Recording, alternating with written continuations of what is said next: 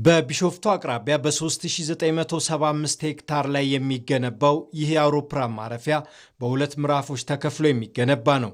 ግንባታው ሲጠናቀቅ በዓመት 110 ሚሊዮን መንገደኞችን የማስተናገድ አቅም የሚኖረው ሲሆን ይህም በዓለም ዙሪያ ካሉ ጥቂት እጅግ ዘመናዊ የአውሮፕላን ማረፊያዎች አንዱ ያደርገዋል። ኢትዮጵያን ማፕ ላይ ለረጅም ጊዜ ያስቀምጣታል። ይሄ አየር መንገድ እድገቱን ከፍተኛ 60 ሚሊዮን በ2040 ይደርሳል ተብሏል። ከዛ በኋላ ደግሞ እየቀጠለ መጥቷል። ስለዚህ ዓለም ማፕ ውስጥ ያስቀምጠናል፣ ተወዳዳሪ ያደርገናል። እነ ኤምሬትስና ካታርን በእኩል ደረጃ እንድንወዳደር እንደ ኤርፖርት ግን ብቻ አንየው፣ ራሱን የቻለ ከተማ ነው። ብዙ ነገሮች አብረውት የካርጎ ተርሚናል ይኖራል፣ ሜንቴናንስ ኤምአርኦ ይኖረዋል፣ ሆቴሎች። የኢትዮጵያ አንዱ ስትራቴጂ ከአምስት ኢኮኖሚክ ስትራቴጂ ፒላሮች አንዱ ቱሪዝም ነው አይደለም? ይኸውልህ ዛሬ እንኳን እንደ ኤግዛምፕል 20 ሚሊዮን ፓሰንጀር በዚህ ዓመት ትራንስፖርት ሲያደርግ አየር መንገዱ 10% እንኳን ብቻ ኢትዮጵያ ውስጥ ቢገባ 2 ሚሊዮን ቱሪስት ማለት እኮ ነው። 2 ሚሊዮን ቱሪስት፣ እያንዳንዱ ቱሪስት በቀን $100 እንኳን ስፔንድ ቢያደርግ ይገባል።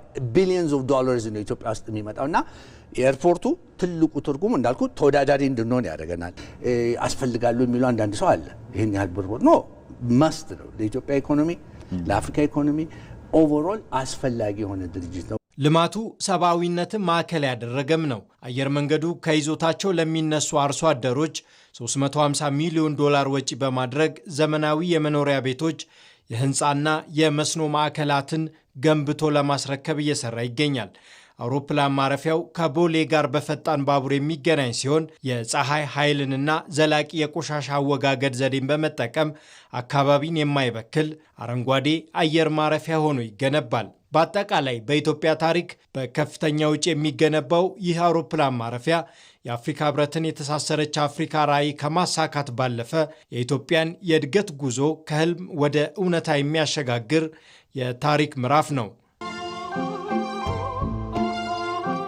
የኢትዮጵያ አየር መንገድ በሚሰጠው የላቀ ጥራት አገልግሎት ዓለም አቀፍ እውቅናን ማግኘቱንም እንደቀጠለ ነው። ስካይትራክስ ዘንድሮም የኢትዮጵያ አየር መንገድን ከአፍሪካ ዘ ቤስት ኤርላይን ብሎ እውቅና ሰጥቷል። ይሄ እንግዲህ ለ8ኛ ዓመት በተከታታይ መሆኑ ነው። በሌላ በኩል በሁለተኛ ደረጃ የሚገመት ድርጅት አፔክስ የሚባል የኢትዮጵያ አየር መንገድን እንደዚሁ አንደኛ ለመጀመሪያ ጊዜ ባለ 4 ኮከብ አየር መንገድ ብሎ